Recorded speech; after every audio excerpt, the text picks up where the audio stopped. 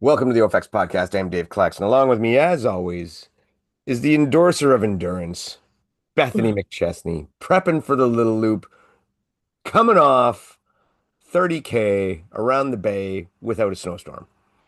Yeah, finally. Without a snowstorm. Around the Bay was a little bit later this year though, so it did because if it was the weekend it normally was, it would have been a snowstorm again. Well, that's that's good organizing. Yeah. How Mhm. was it? How was it this time? Because was it last year that they had the screwed up map, or was that the year before? Um, I think it was last year. I sometimes get things mixed up in my memory bank, but yeah, it was last year where it ended up being 36 because originally they had to reroute and it was like 32, 33, and then there was a sinkhole and then they had to reroute again and it ended up becoming 36K, which is a very big difference from the 30K race that you register for. So this year it was exactly 30. They totally changed it from where the start and finish line is. So Around the Bay has been around since the late 1800s. So it's the oldest road race in North America, which is kind of cool. Their slogan is older than Boston. Because I think it started the year or two before the Boston Marathon. So they have always finished you come into Copps Coliseum. So the year when everything got messed up with the sinkhole and stuff, we finished into the Tiger Cat Stadium. So this year they just decided to do it out on the pier, it was visually very cool. So we started in the marina and we went out and finished back in the same spot. So that was kind of cool. And I mean, the rest of it is all the same. Just the start and finish was basically just a little bit different. So, Is this part of a mass running conspiracy to put everything on a pier? well, I mean, starting and finishing on the water makes sense when the premise of the race is to run around a bay. That's true. I'll give you that one. Everybody seems However, to it's agree. funny how much you don't see water during this race. That does kind of take away from it. You probably shouldn't tell people that. Yeah. Oh, I know. Sorry. Doesn't matter. Around the Bay sells out every year. It's so popular. Yeah, yeah. I mean, if I was doing long distance running, road running, that would definitely be on my hit list, but I'm not, so I won't. Yeah. So around the bay again, another one. And how was your time? Better, worse? Because you've been prepping for bigger stuff. This is like a jaunt. Yeah. Um, I mean, it was slower. It was slower than I wanted. It was slower than I knew I could do. It's still far off my best, but I mean, my best times, I don't know if I can ever really touch them again. Um, but I've had sciatic issues my whole life, basically since I was 21, and there's some things that flared up really bad. And I think I really realized the flat, fast running. And then the way Around the Bay is designed, it's flat and fast, pretty flat for the first 12 to 13. And then you start going up hills. And my sciatic is totally burnt out by the time we hit the hills. And then things just stop firing on hip extension. It's funny because I've done this race so many times and I'm always like, I always feel like shit at Around the Bay. Like, why do I always feel Hmm. like shit at Around the Bay? Like, I always blow up. And then I was like, this year, I'm going to make sure it's not a fitness thing and like train very specifically for Around the Bay. And I did. And I still had the same thing happen. And it's always around the exact same spot. And it's the same thing that happens. And I think it's my sciatic nerve. So I lose hip extension. My hamstrings give out. And it's just, um, so yeah, I don't know if it's one of those things where like I don't know, I can't really out train it. If you've ever dealt with nerve issues, Hmm. they're such a mystery to me, and it's very frustrating, and it's very different than I find injuries where if you have a broken toe, it's Hmm. just pain, and you just if you can handle the pain, you can run through it. But because of nerve issues, you lose the capacity to do certain things. It's so different. Um, and it's extremely frustrating. So I don't know. But if anybody has any experience with chronic 20-year-old sciatic issues and they have any insight, I would love to hear it because I'm a little bit, I don't know, I feel like I've tried everything. It is something I live with so much that I sometimes even forget that I have it until it literally bites me in the ass. And then I'm like, yeah, I, still a thing. I went through mine, and that was actually what got me into getting fitter. hmm Now, clearly that's not the issue you had, but yeah, that's what cured mine, or I cured whatever. That's hmm what made it better. Um, so yeah, I know what it's like, and it is like you say, a pain in the ass. Yeah. Like mine went all the way down, so I had like my two toes would be numb all the time. Yeah, the drop foot. Yeah, I started to get drop foot on Sunday too. Is that where you feel like your foot's in a hole, like part Yeah, of your yeah, toes like have you gone in a can't hole? lift it. So it's almost like it's like dragging and smacking a little Yeah. bit, which is again, it's one of those things, it's just really uncomfortable and you can't control it. And it goes away, the drop foot thing, as soon as it's done, basically. But and as soon as the hills are done, my I could regain composure. But and it's interesting too because I find when like in Spartan racing and stuff, the hills and the slopes that change so constantly don't bring it on, but it's the flat and fast for over an hour, and then you have to respond with hip extension. That seems to be what it is for me. So, um, yeah, I don't know. I don't know, but I think my body likes trail running a lot better than road racing. And I keep coming back to around the bay like an abused relationship, and I think I need to just let it go. So what would be the equivalent though for like a trail race? Like that I do. Or is it literally back to Spartan? Well, there's tons of trail races right now. Yeah, but Um, you're talking one with a lot of prestige, right? yeah, well, that's why I'm doing QMT. Yeah. Yeah. Yeah, so QMT this year is the Canadian Trail Racing Championships. So I had There's someone, like Squamish, like the Squamish 50 would have a lot of prestige. Um, but yeah, I I think the QMT might be the biggest in Ontario. Well, it's in Quebec, sorry, but guess in close enough. Canada. We can get through that other episode without getting Drivable, canceled. We drivable distance. can get through that other episode but without getting canceled, but don't be doing that. Saying Quebec Sorry. is in Ontario, fucking kill us. So I was actually asked if we could have you talk about some of your 50K training. Oh, yeah, I okay. know, eh? Like, yeah, somebody cares, Beth. Um, yeah, so we just worked out, not entirely, but the programming for the next few months leading up to QMT. And it's making me nervous, which is a good thing. But so I found one of the biggest differences when we shift from roads to trails is when we program for road races, it's so based around distance and time and pace. Sorry, distance and pace. So um you're running this many kilometers and this amount of time you're going to run this paces, and it's so race specific and race pace specific. And then when we shift over to trail, it's much more time based and elevation based on the race that we're training for. So we have runs where the goal of the run is to hit certain meters of elevation. And these would be like our middle of the week runs. And these ones really, because of where I live, have to be simulated on the treadmill because we don't have enough vert in this area to do that. So, and I mean, we did invest in a treadmill that has that goes up to 40% vert for this reason. And we know the QMT is extremely technical and there's a lot of vert. And then our long runs are based a little bit more around time. So it'll be like 3 hours, aim for around this amount of kilometers, but the kilometers is more loosely because we're thinking more about um, time on feet, but not to the point of walking. So we don't say time on feet because I don't want, like, we don't want to just go out for a 3 hour walk or 4 hour walk.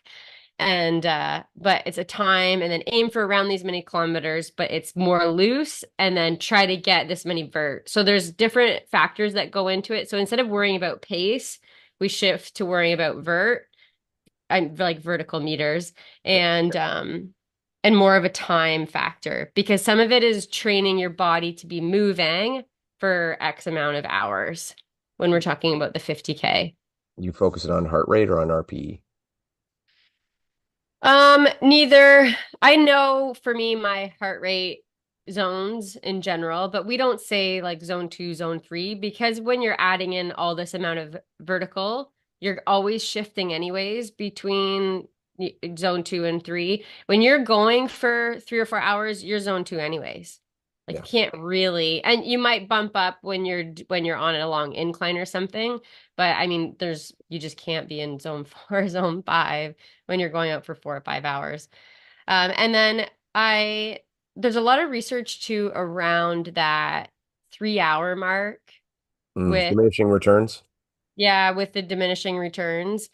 So when you get past training for 3 hours, so you're running for 3 hours, they do find that the recovery it takes from a run longer than 3 hours, the recovery it takes isn't always worth it in a training block, especially if it's a full training block.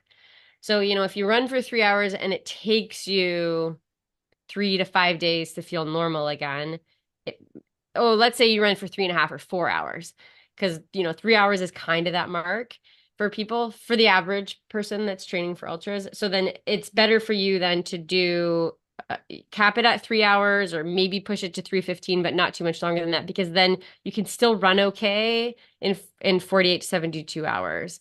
Whereas if you're kind of pushing a little bit beyond that, then the amount of time you have to take it off might not be worth it to get that, because you kind of still want to look at total running volume within the week.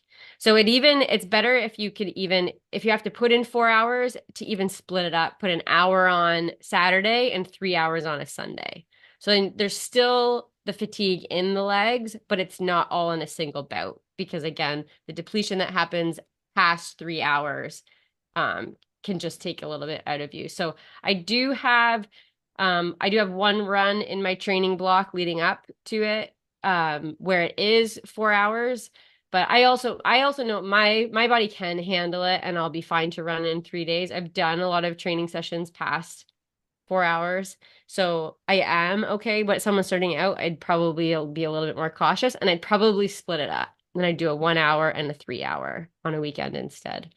So interesting because I mean, you go back to the whole hours and time rather Mhm. than miles and distance or kilometers or whatever. Yeah. We hear a lot of that now in the hybrid training too, because so many people are cross training on the bikes and the ski ergs and the row ergs and whatever the case may be instead of just Mhm. constantly running. So do you think that let's just say you reach your diminishing return stage, whether that's 2.5 hours, 3.5 hours, whatever it is, you get to your diminishing return stage.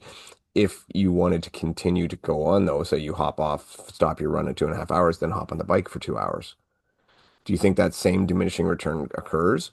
Or do you think that that can keep it going? Because I mean, the abuse to recover from the bike is way easier than to recover from the run.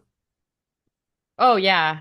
And if your nutrition is adequate, Yeah. then I mean you could sit on a bike first. I mean you look at people training for Ironman, and like a 6 hour bike is not unusual, because Yeah. I do think a lot of the damage comes from the impact of running. However, I hope you're not doing that amount of volume training for Hyrox. I'm not. Honestly. No, I'm just saying, I'm bringing the segue around. Yeah. No, God, no, Yeah. you don't need that for I Hyrox. I mean doing a 2.5 hour something and then into a 2 hour anything training for Hyrox is I think. No, you're talking Dylan and Hugo. That's it. Yeah, and as Dylan would say, he has built himself up to being able to handle this. Yeah. But for most people, No. 99% everybody else besides Dylan and maybe Hugo, but Yeah, I, Hugo's pretty far into that end of the pool. yeah, but again, as like his is a little bit more for different reasons, I find. Yeah. Like maybe more for the Instagram, but Are not. you saying Dylan's not all about the gram? I don't think Dylan posts everything that's on the gram. No, I don't. I did my gratuitous Instagram video the other day. Did you? Yeah, my dips with the chains. Oh. No other reason other than for the Instagram video. And I Mhm. totally, but I put that on there. This is totally just showing off and hot dogging, Yeah. other than the fact I did point out I hate the way some dips are done. But anyway, social Yeah. commentary, I guess. Yeah, we did talk about that one too. Um, but yeah, it is different if you're doing and because also with when you're on a bike, you're probably for that long, you're probably more talking zone one, zone two. Yeah. Yeah, you're not going to last that long in zone three on a bike. I don't think. But I even wouldn't. being able, you can consume better on the bike and like, Hmm. keep your stores topped up and yeah, it's definitely different. Like you wouldn't feel great running 2 days later, but the impact on the joints isn't there. I would be down for a long event of just C2 bike and working out. I would What? love that. I would love that. Yeah. You'd want to sit on a bike for a couple hours. Well, if I can get off every now and again and do like uh, Oh, yeah, okay. yeah, So something if I like that. if I if I design this event, you're going to be there. Provided I'm not somewhere else. Yes, yes. When have you designed an event when I could be there that I wasn't? No, I know you're right. They also don't have a lineup of C2 bikes, so it's not going to I happen. need to do it, but I think I can buy one. I think I can buy two actually for Ryan and I. We can just sit there, watch TV, and ride on CT bikes for hours. Yeah. I Yeah. it's so I like the assault bike a lot, but that C2 bike just you can just go forever on it and just get so fit just cruising, you Mhm. know, and no damage like to your joints or anything. It just I think it's a great thing. Of course, Yeah. any kind of regular bike will work. It doesn't have to be a C2 bike. Yeah. Yeah. Yeah, and I mean that engine building is just yeah, it's so important, but I some did, people in the hybrid space do outdo it, but at the same yeah. time. I did a what I guess you could call it a PR this weekend, but it's not in the video, so Rye says it doesn't count. Everybody says it doesn't count, but I got that 200-pound sandbag up. Okay. Yeah, yeah. I Hmm. figured out what I was doing wrong and got it to work. Actually went pretty good. I have Hmm. witnesses, but no videos. Well, then we don't really know if it happened, Dave. I agree. I agree. No, that I completely Why saw. would you even try to pick up a 200-pound sandbag without someone videoing you? Because Bethany, it's not all about the gram. I'm also totally joking because I don't video almost any of my training. Rye just says it all sounds suspect. And the people that witnessed it are like my two best buds and yeah, so it's not very strongly corroborated. Yeah. However, it was still fun. I'm still happy and I know I can do it again now that I figured out what I'd done wrong. Mhm. So, this weekend we had Yancey come up for a Canada trip and he stopped by. We did Battle Arts Deka. We actually didn't race this time. I think it's the first time at any event in a while that I have not raced. And it was kind of nice, yet kind of FOMO-y. Um, Yeah. actually, it was a lot FOMO-y, but still kind of nice because, kind of didn't mind the break. Yeah, it takes the But pressure off for sure. And then even you feel like you can give 100% of your energy to the people. yeah, yeah. And it was fun. Another good turnout, sold out again. Good mile, good strong. Everything went really well. On time. That's good. Yeah, yeah, very well done. Lots of great volunteer judges, lots of great volunteers in general. Mhm. It was, just another good event. They're having more coming up. They will keep going there. They're buying right in. They look Um, like they have a really good setup for the mile indoors. yeah, it is. It's pretty simplistic. It's a two loop setup, right? Mhm. Designed by very intelligent Deca people. That would be me and Rye and Mhm. who else? Loney and Cross. That there you go.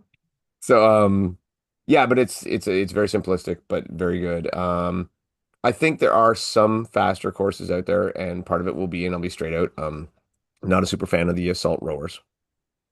They are a little bit slower. Mhm. So that does cause a bit of an issue. Turns are pretty good.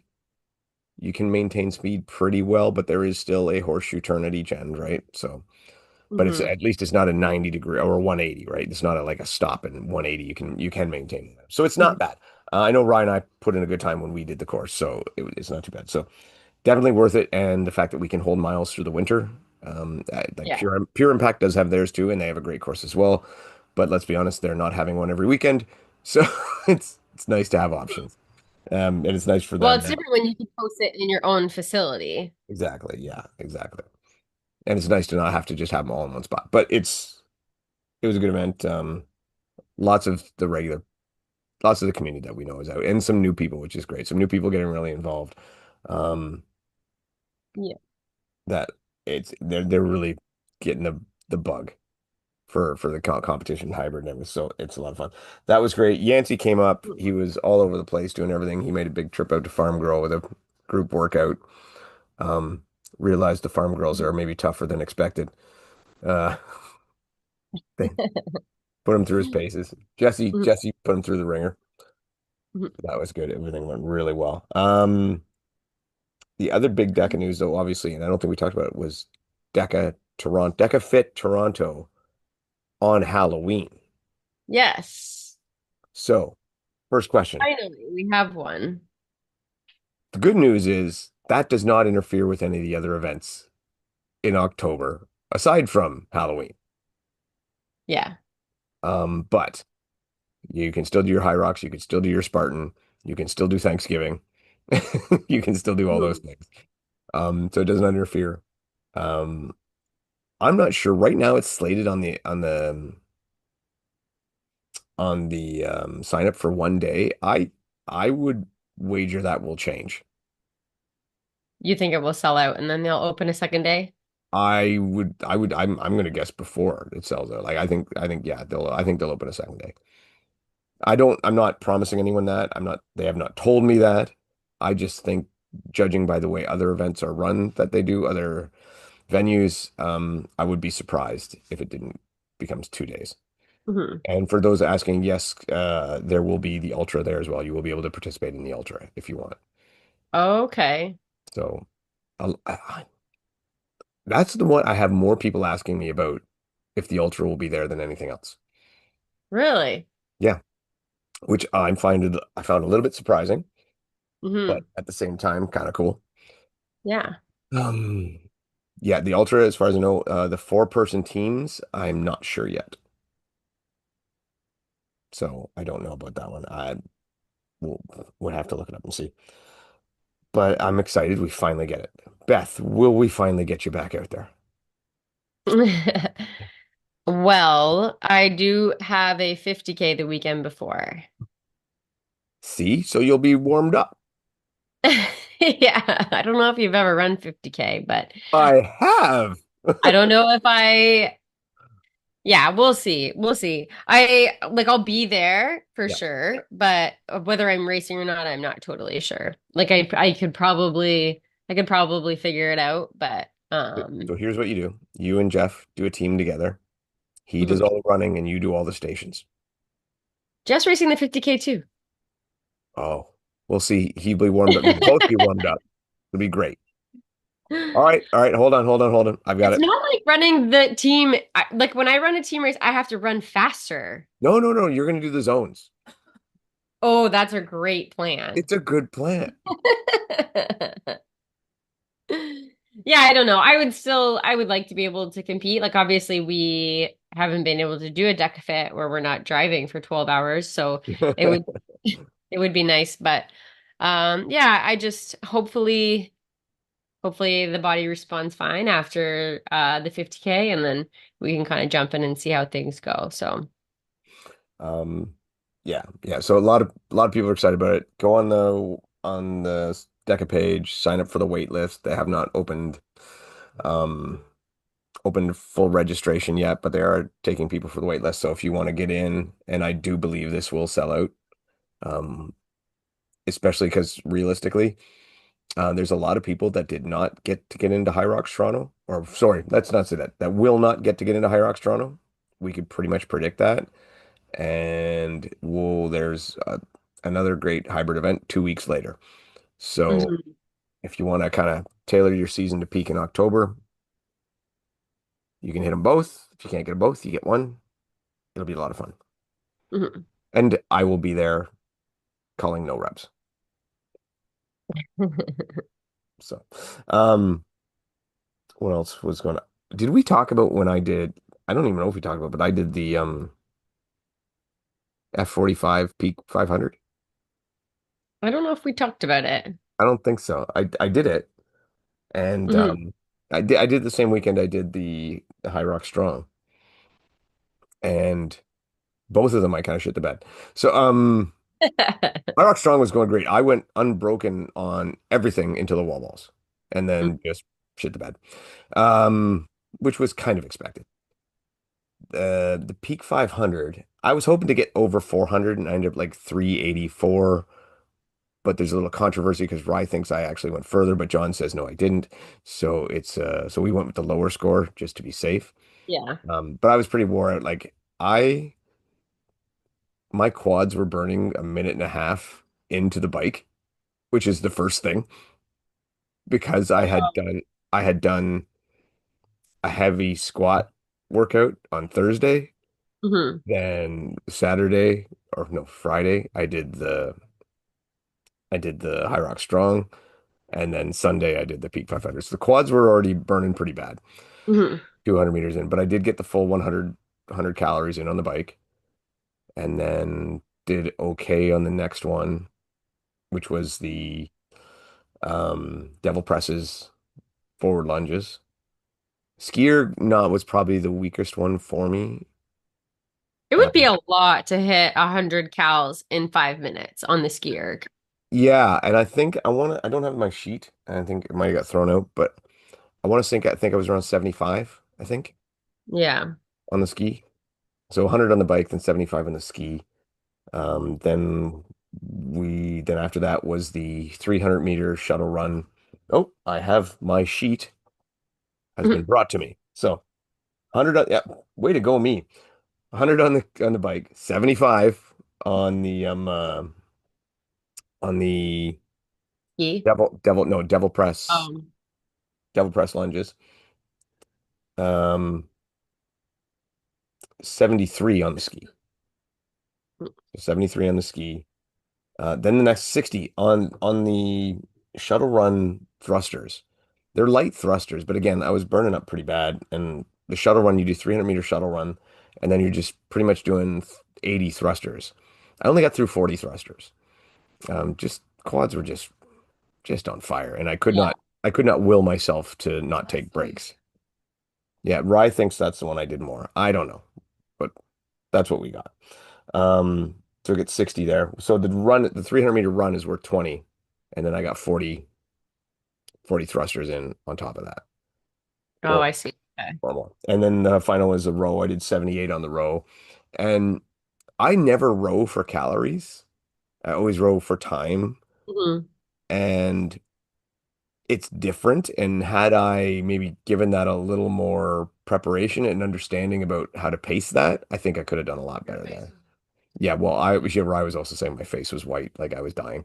Um, Mhm. just just was out of gas from a lot of stuff. But so 386, little disappointed, one of the four, but So what did you get on the row? 78 calories. Okay.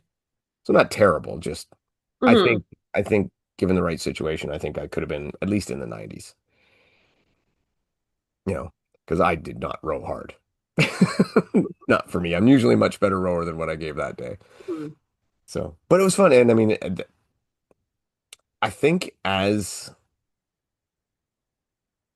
I think it's going to be like a massive kind of thing everybody does. No. But I think that for the people that train at F45, it's a great little benchmark workout that you can, do every, 3, 4 months, get your time, test yourself, see how it goes. And it's a lot of fun. And it's very low skill. Yeah. And the concept compared to a lot of the other things we're doing is very different. Like basically your 5 AMRAPs in a row with 60 seconds break. Yeah. I mean, it's so much based around ergs Yes, it is. and machines. Like, It's pure cardio. well, No, no, it's pure machines. Well, yes, but you need cardio to do the machines. Yeah, but if that one of those was like max distance running in 5 minutes, it would be pure cardio. Oh, okay. No, that's skill. No, rowing and skiing is a skill. Running, Bethany, are you suggesting that running is not a skill? Every less. Less. It is less. You don't I'll give you like, it's less. It's less. Yeah, it's yeah. less. You have to learn form with, I mean, yeah, you have to like you can have very inefficient r rowing and skiing form without changing your fitness Yes, and just fixing your form, it can be very different. that is correct. That is Mm. one of the reasons I like the bikes. Now, that said, the bikes very much favor heavier, more powerful because you're not punished for the weight like you are on a real bike, Yeah. right? So you don't get that. The you only get the advantage, you don't get the detriment. Yeah. So so yes, definitely. But I'm still gonna say it's pure cardio, and Beth's just a wuss. I'm not a wuss. Well, I didn't want to call you a pussy. I'd get Longer seven runs would games. be very different. What's that? I didn't want to call you a pussy. I'd get 7 games for that. Yeah, that's a 7 game suspension. Got a few comments about that episode. People liked that. Oh yeah? Yeah. Did we teach them something about hockey culture? Yeah, yeah, I guess so. Yeah, yeah, yeah. Hmm. And everybody agrees with us. That was bullshit. Oh, it is. Totally agree. Yeah. Yeah, yeah. We're all in agreement. I haven't had anyone tell me that they thought that was a good call. No, no. So yeah, so They did F45. reduce it to 5 games, though. I just found that out. Oh, But did anyway, they? Still yeah, bullshit. It should be I know. up. I think because they were like, I'm not sure if he really did, but we'll just whatever pretend it. No, And whoa, whoa, whoa, whoa, whoa. What do five you games mean? is What do you random. mean? I'm not sure if he really did. Well, I don't know what happened. Five games But is not is, anything. is that what they said though? It's not, they're not sure they really like how did they oh God. No, I don't really know. So everything, Order in the court.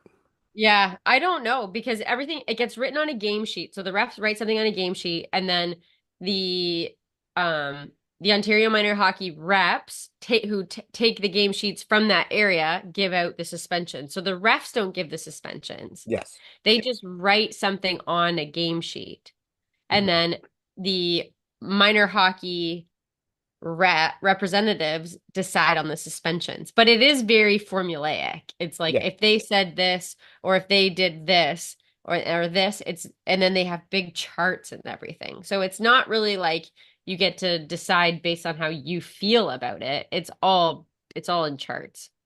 Speaking of unformulaic penalties, let's talk Hyrox. So, did you catch this one that Luke Penny, he was racing in the men's Elite 15 for the Hyrox Australian Regional, and he got DQ'd for leaving the skier girly. Oh, why Yeah. did he do that? Like he got disqualified? DQ'd. Yeah. Oh no. So the question became, how much did he do?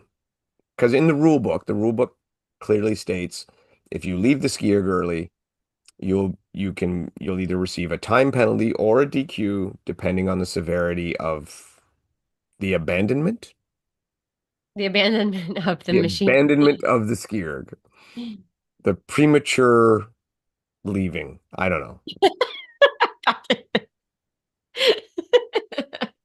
I wasn't sure where you were going with Premature rejection. Yes. Ejection? Premature ejection. that So what is the penalty for premature ejection of the skiers? That is the question. So one. apparently, so I actually, and this I'm going to say wholeheartedly, so I reached out to Matt Locke, fully expecting, No comment. no, no. I was expecting ghosting, not no comment. Yeah. I was expecting complete ignoring. To his credit, he did not completely ignore me. He actually responded, and he said that it is covered in the briefing before the race in the Elite 15 that leaving a station early in any way is a disqualification. Now, great. That's cool. And I'm glad he's Sorry, is that a rule that's just for Elite 15 then? just for Elite 15. And this is something where I responded first off, thanking him for replying, and I appreciate that very much. Um, where my problem is I really want, because obviously the Elite 15s, they have a different set of rules, clearly, which I Yeah. don't agree with, but that's their prerogative. And if you're going to do that, like write them out. Write an Elite 15 book so that people can see it, so that people who are new to the Elite 15 can know these rules going in. Hmm. So that if, say, whoever is giving the pre-race briefing misses something, it's in the Yeah. rule book and you're covered and you maintain the same kind of standards.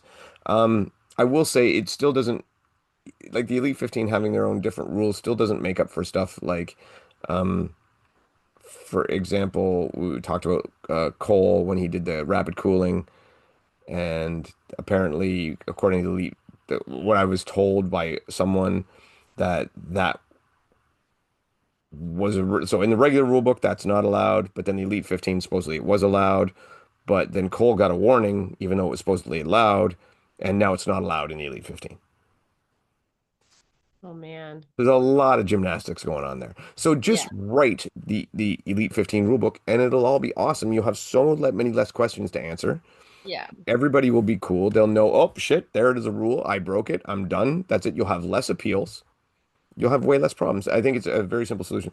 And I am less bothered by a separate rule book for the Elite 15 now because when it was all based on time, I was more bothered that they would get different rules because their times counted against people who were running under a different set of rules in regular pro races. So that Yeah. to me was bullshit. But now that that is no longer a thing, right? That does not matter anymore. It isn't as important because sure, you want to everybody qualifies now on the same through the same point system, the point system. So you're basically racing your way in. So you're only dealing with the people you're with. So I still think it's not ideal. It's just not as bad. Yeah. So we'll go from that. So anyway, yeah, tough break for Luke Penny. Yeah. Yeah, that's unfortunate. But stay on the end. Yeah, stay till the end. And all I know, I don't know how far he went. When you watched the live stream, all you got to see was him going to 922, and then they took the screen away. Oh, Okay, so, okay. but we were told that his machine actually did click over the 1000 marker after he left. So that means he had to be at least like 985-ish. Yeah, at least. Yeah, somewhere around there. So that Hmm. yeah, premature ejection from the skier. Ah. Voluntary premature ejection from the skier. He was not forcefully prematurely ejected from the skier. Well, that's too bad. That's something that I mean, I'm sure he's losing sleep over it. So, Yeah, and I do believe that was his first ever Elite 15 race. I correct me if I'm wrong. I will totally admit if I am, but I think it was, as it's like the Australian regional. Okay, was also, he DQ'd on the spot or did he get to finish it? no, he did not get to finish. He got to the he took off, did his run, and they told him at the sled push. Ah. Yeah, and Hyrox's policy on a DQ is when you're DQ'd, you're off the course. And I for an Elite 15 race, I'm okay with that. Yeah. You know, if it I mean, was just that does change things. yeah, but if it was just like a regular race, a pro race, and that guy was just running and he screwed up and they DQ'd him, which I guess they wouldn't have because it was a pro race and not an elite race. But let's just say he got DQ'd for some unknown reason early on in the race. I would be okay with them letting him finish because I don't think his race is going to affect a lot of others. So I'd be all Yeah. right with that. And but I'm all right with them do it, taking him right off course in the Elite 15 too. It just yeah, there's just still some inconsistencies happening, and would like to see those ironed out. And maybe this is the start of those inconsistencies getting ironed out. Hmm. I always hope. Um, from the weekend, we did have Calypso Sheridan absolutely smashing the weekend. Yeah. She went from like a 104 to like a one, like sub 101. Yeah. Like, and I don't think it was a particularly fast course. No, I haven't heard about a lot of fast times. I Yeah. haven't dug into the results, but we haven't seen usually when there's a fast course, we have records and records and records, but Yeah. I think we're just seeing Calypso who is now focusing on Hyrox Mhm. because we've seen her, we saw her in OCR, we saw her in some other, the Yep. Yep. She's fun dabbled stuff. Yeah. at the goofy games, and she's dabbled in Deka. Yeah, yeah. And I think she was really focused on triathlons for a while. She did She's a she's an I think ultra she's Ironman. and I think she's doing the Olympic pentathlon. Really? Yeah, I think so. Like either the trials or the Olympics for sure. She's That's awesome. So yeah, she's definitely doing a lot of totally focused on Hyrox. you yeah. Well, but she has been making a go at it right Yes. now for this race. Yes. She's 100% Um, made it more of a priority. yeah, and I mean, we know she's an extremely talented athlete. Yeah. So, whatever she decides she's going for, she's gonna do well. So, I think that's what we're seeing right now from Calypso. So, I mean, I'm not surprised kind of watching her over the years because she definitely has the pedigree to be at this level. So, yeah, good for her. And And then I yeah, think and then racing with Meg Martin, mhm. who so Meg Martin was a world champ with her partner at last year's world champs I in a think double. an age group world champ, I think. Um, Is that right or wrong? she was a doubles, yeah, and I think a doubles world champ. But Okay. anyway, she podiums. Yeah. She's podiumed at Worlds. A phenomenal Hyrox athlete as well. Very, very fast. And she's kind Was, of also been at the top of um Hyrox in her own respects. was she the one who set the record with Cole for the mixed doubles? No? Okay. Because I think that was one of the Austrians. Might have been Gabrielle and a It was or, Gabrielle, or I think. I think. I think it was one of those two. One of those two. Yeah. Yeah. Anyway, but yeah, so her and Calypso again took the win there and got their spot for Worlds.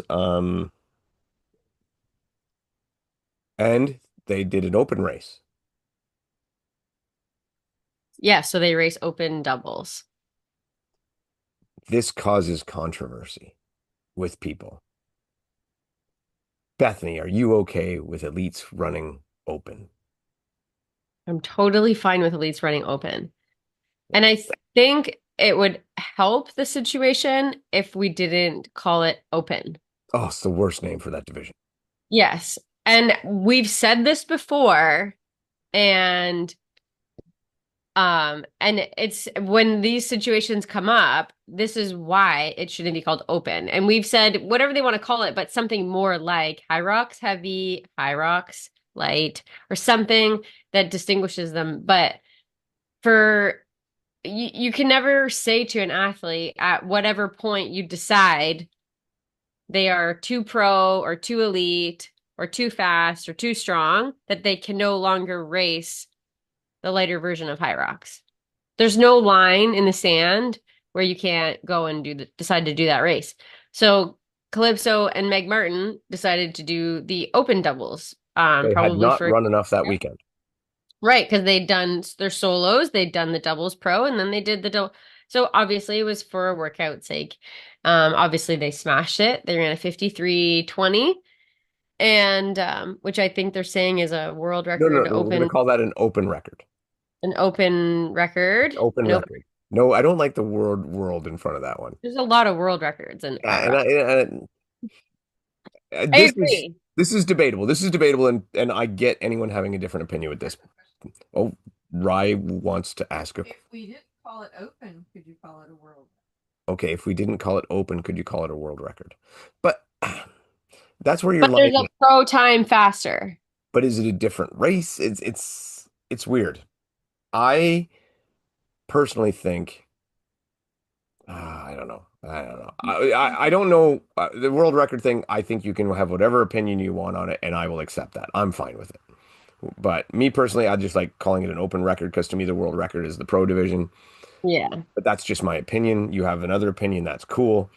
But Yeah. my other opinion, which I do think is more important, or I'm more, more of a hill I'm willing to die on, is that they have every right to race in that division. Absolutely. And I I think, think I will say though, I think when Hyrox started, I think it was a bit different because I know when we raced initially in 2020, the vibe was that if you were an elite athlete in any sense, you just raced the pro division. Open was for people that were kind of trying it out and weren't Mhm. sure, and then you naturally would do that and then move up Yeah. to pro. But I don't feel like what Hyrox has become that it is that way anymore. There are people who race open and they could be, smashing opens, and it's not because now, okay, I can smash an open, I have to move up to pro. It isn't really that way in Hyrox. So I don't think the way Hyrox kind of started is how it is now. So I don't think that there is a line where you can say anybody can't run an open. And so put it this way, and geez, correct me if I'm wrong, and I know he will, but I think Dustin Needham only races open high rocks. So he races a lot of mixed doubles, and then Hmm. I think he races opens. Well, and again, it does, if you want everybody to be able to compete in Hyrox, not there are Yeah. smaller athletes who still love the hybrid space. Yes. The pro is just so destructive for them that, they feel more competitive in an open category. And Dustin Needham would be a good example where he's a great hybrid athlete, but those sleds are just a bit too destructive for him. So the open is where he feels like, and again, a lot of people too are not just training for high rocks. Yeah. So in order, and this is kind of where I fall a little bit. Well, I was going to In say order at this point, I think you would obviously be a much better open racer than a pro racer. Yeah, so if unless when I'm focusing on high rocks and I'm going to race a pro race, I have to put a lot of time and energy into being strong enough to move the sleds. I'm a smaller athlete, and the time and energy that I have to put into that does take away from other things. So for me, having the option to run open means I can continue to focus on running and the ergs because that doesn't change in either race, but I don't have to be lifting super heavy and pushing heavy sleds and in order to be able to just get by Yeah. with the pro sleds in Hyrox. So I it is a good option for the smaller hybrid athlete Yeah. Yeah. Yeah. because I cannot change my size. Yes. I can It's still do you the can pro, adjust it. You can adjust it. sort of, but like I can't yeah, it takes a lot of weight. I ultimately at the end of the day too, like I love running. And in order for me to be able to be competitive-ish, Mhm. moving the weights of Hyrox Pro, it does take me away from other training things that I enjoy more. So it is what it is. And if Dustin does race pro waves, I apologize. I'm not trying to sell you short. It's just to my recollection, I believe that he races the open waves and stuff. Yeah. Um, Other than that, we had and then JK won for the men with his name Buchanan, I think was his name, coming second and getting the qualifying spot. And then in the men's doubles, uh, JK and uh, Matt Slee, they won, but they turned down the qual. So James Newberry and his partner, I forget his name, another high-level CrossFitter, got the qualification. Oh. Yeah. So because JK's already qualified for Worlds this year with another partner. So my Oh. assumption, and I don't know if they brought this up in the live stream or not, but my assumption is that this Matt Slee would be his potential partner for next year, and this was basically a points accumulation race for them. Oh, right. Because next year you have to be with someone of your country. That's right. And the major is worth a win at the majors is worth more than a win at a regular race. So Mm. that will really help them secure their points, right? Yeah, so they're playing the system. Yeah, yeah. And again, I've gone on about the system enough. I think we'll leave that one alone for today. Yeah. Some horses are just dead. Beat them to death. Yeah. Um, But we do have, so that was last weekend. This weekend we have the last major of the season where three more people will qualify Yeah. and it's in Warsaw in Poland, which I think is kind of cool. Um, basically, I mean, we could, do you have a list of who's going for this one? No. Let me see. I can take a quick look. I'll find that. So here is going to be there. A couple of people who declined. Obviously, Meg Jacoby still injured. Could have had a spot here and she declined. So we got Lauren Weeks, Linda Meyer, Joanna Vaitrick, Sinead Bent, Lucy Proctor, Vivian Tafuto, Emily Dahman, Daniel Lowe, Seka Arning, Alyssa McKelney, sorry, Lena Putters, Stephanie Oswald, Ella Stenfor, Kat Parnell, and Chloe Cook. Those are your women. Now, three will qualify. Ones that have already qualified, as far as I know. Three will qualify from this. That's right. Now, Okay. Lauren's already qualified. Linda's already qualified. Joanne's already qualified. Sinead's qualified. Lucy's qualified. Vivian's qualified. Seka is qualified. And so is Lena Putters. So, okay. So hopefully then Emily Dahman gets her spot here. I would say Emily Dahman, I would say as well. I think Alyssa Michelini. thank you, McElhenney. I think she gets hers because her running is just so weaponized Yeah, I do too. and she's getting better every time. And then I actually thought Kat Parnell might sneak in that last one. Yeah, maybe. I mean, Daniel Lowe is the other one that could be Yeah. troublesome there. Yeah. She's quite quick. So I think you're in for the women's division. I think we're going to in for same at the top end, but in for a very good battle for that qualifying position. I think that's going to be the more entertaining part of that race to watch, Hmm. unless we see a Lauren Joanna really close head to head wall ball off. But if it goes like normal, one of them will get a good gap and manage it, and Yeah. you have to give the nod to Joanna at the moment, just the way they've been going this year. Hmm. So for the dudes, all right, you ready? We've got Okay. the men here. We've got the men here. So we've got Tim Vinich, Alex Ronkovich, Dylan Scott, Sean Noble, Thomas Tverda, Cole Learn, Luke Greer, Louis Osler, Charlie Bottrill, Martin Enthoven, Liam McCrory, Alan Ploge, Graham Holiday, Sebastian Everson, and Jack Driscoll. Jack Driscoll got a pretty substantial roll down to get into this one. Oh, wow. Yeah, he was like 27th and got the roll down from. Oh. Yeah. So anyway, a lot of familiar names. This, unlike the women's one, so many guys could win this, Hmm. right? Tim could win, Alex could win, Dylan could win, Sean could win, Cole could win. Um, I would say those would be the main ones, but even somebody like a Thomas, well, maybe not Thomas, Luke Greer, if he got it all together with the running he has, he could pull it out. So could be a battle at the top, and then we are dealing with, let's see, so Tim, Alex, Dylan, Sean, Thomas, Cole, all qualified. I think this one is where Luke Greer gets his ticket punched. Yeah, I think so too. I hope so. Oh, Charlie Bottrill, another one that's qualified as well. So I think Luke gets in.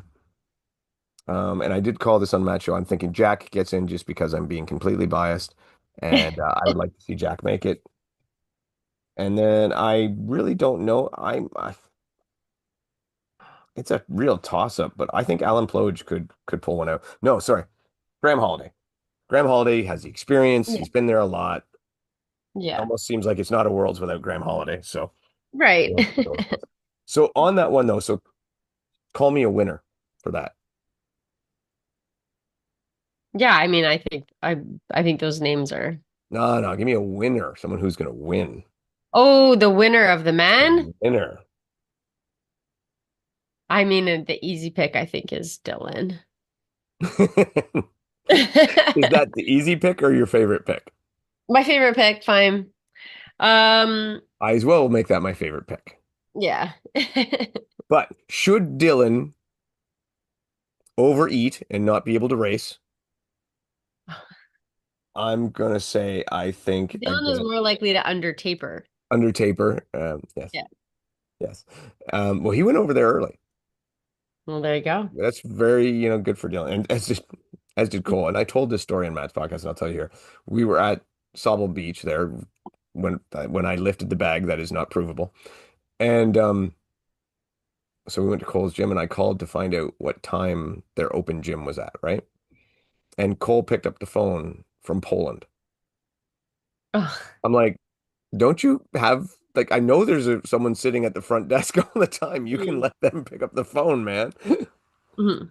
So I thought it was very entertaining. He's obviously committed to the business. Um, Yeah. yeah. Anyway, yeah. So you know what? I'm gonna pick Cole is the winner if Dylan has under tapered and or over 8. Yeah. But Yeah. realistically, and that's we should not really be joking about because either pick is actually very likely to happen. Yeah. Uh, as much as Tim or Alex as well. Like honestly, you could pick any of those guys and be yeah, yeah, right day for sure. Yeah, for sure. You know, Hmm. like I mean, Cole just beat Dylan at their last race. You Yeah. know, and Alex and Tim we've seen be amazing this year. Tim probably would have set the new world record had he not got a penalty, and Hmm. instead Heidi Wiersma has it, which is odd to say that Heidi Wiersma is the guy with the world record. Yeah. You know, It's great though, to mix it I, up a little bit, but awesome. I like yeah, Heidi. Cool. Well, not he's on the Heidi. 2026 bingo card for Hyrox this year. No, no, nobody had Heidi coming in and setting the world record, and I think that's No. awesome. So, Yeah. either way, to the best of my knowledge, this is on Poland time. I mean, actually, you know what? Matt has an article about what time you can watch these things, but they do go. Oh, okay. I think the first one goes Thursday at like 1:30 p.m. Eastern time, Okay. and then Friday will be the other one. So, um, for me, I will just quit my job. No, I'll just leave early or something. No, I don't know. Just have it on your phone. That's dangerous. I'll be driving home maybe at that time or working. Honestly, you know what I do? You think I could watch my phone while I do it? I'd probably die. I don't know. Yeah. Nobody knows what I do. At least nobody understands it anyway. Hmm. All right, cool. Yeah, so that's it. That's all I got, Beth. I'm hungry. Yeah, me too. Same. Yeah, thanks so much everyone for listening. I guess we'll have lots to talk about next weekend after the Poland race. So good luck to everyone that's racing this weekend. And we will see some of you probably at the Little Loop Ultra this Saturday. You can still sign up. We can have last minute sign up. So it's going to be a blast over in Strathroy, Ontario. So if you want to run for 6 hours and see how many times you can loop a 2.5K course, come on out. You don't have to run the whole 6 hours. You can relay it with a friend or two. You could do one lap and drink the rest of the day. That's true because there is a bar upstairs Oh, is it? at I the didn't know. golf I was course. kind of bullshitting. I was making that crap up. Yeah, you could You actually do could that. come hang out with me in my canopy and drink non-alcoholic beer all day long. You could do that too. You can ruck. Yeah. Can you push a stroller? It might be a little bit rough for a stroller, but it's possible. Can you carry a dog? No, no dogs on Oh, golf that's right. course. No dogs on golf carts. It's actually, that was another joke. That was a good thing to say, actually. Yeah. Full of useful tips without realizing it. All right. Take care, everyone.